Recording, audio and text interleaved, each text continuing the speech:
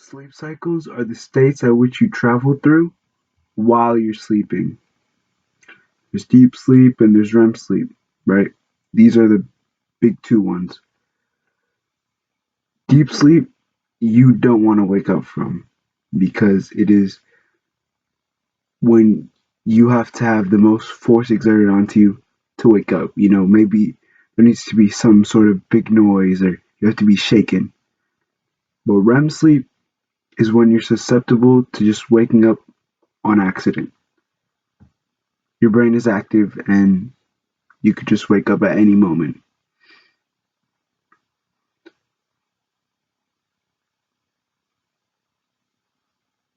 So when you're trying to abuse REM sleep and take advantage of it, you have to remember that when you go to sleep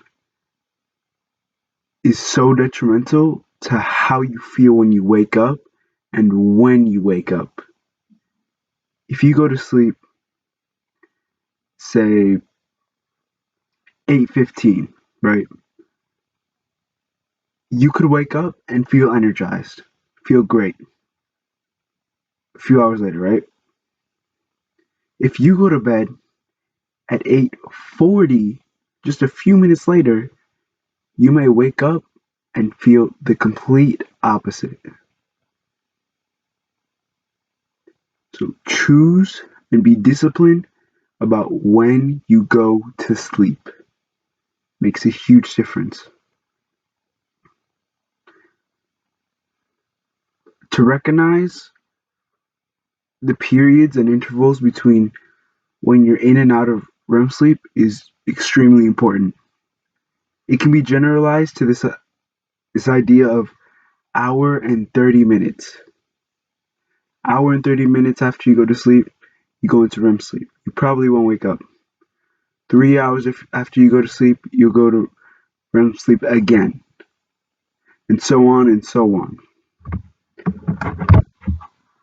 When you wake up from REM sleep, there's less brain fog, there's less drowsiness, there's almost the complete absence of it. You feel energized, and this is exactly what you want to strive for.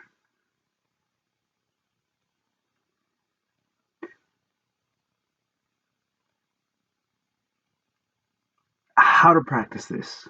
It's kind of difficult.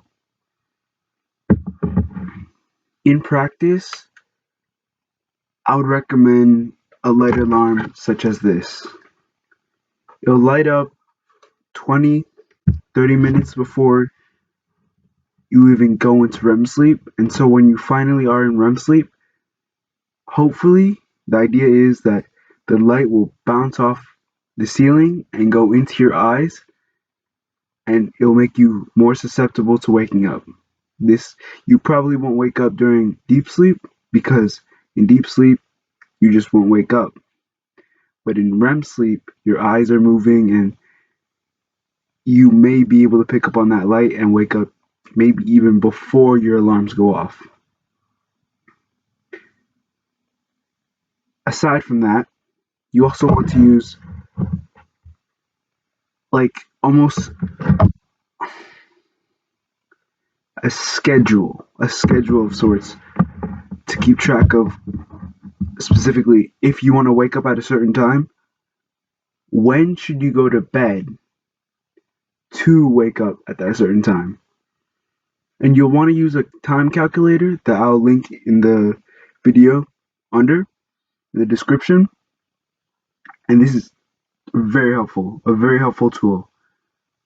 You just pick when you want to wake up and hour 30 subtract it, hour 30 subtract it, hour 30 subtract it until you find a spot where it's like, okay, maybe this is some time I want to go to sleep. And then you could even schedule out something like this. You know, you have these different times when you can go to sleep and when you can wake up. If you want to sleep in, you can pick an hour 30 after when you normally wake up. And that's when you set like an extra alarm. Just be like, I'm sleeping in an hour 30 after my normal time. I'll wake up then. And so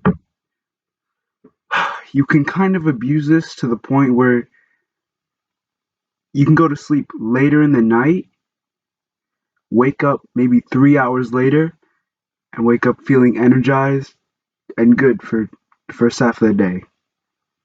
I do have to warn that you may get a slight crash during the end of the day, but hopefully you knocked out your work. It is what it is.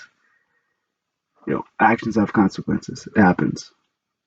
So just be careful because your energy level just might drop a little bit if you abuse this too much. If you only do 3 hours of sleep a night, that could be dangerous regardless.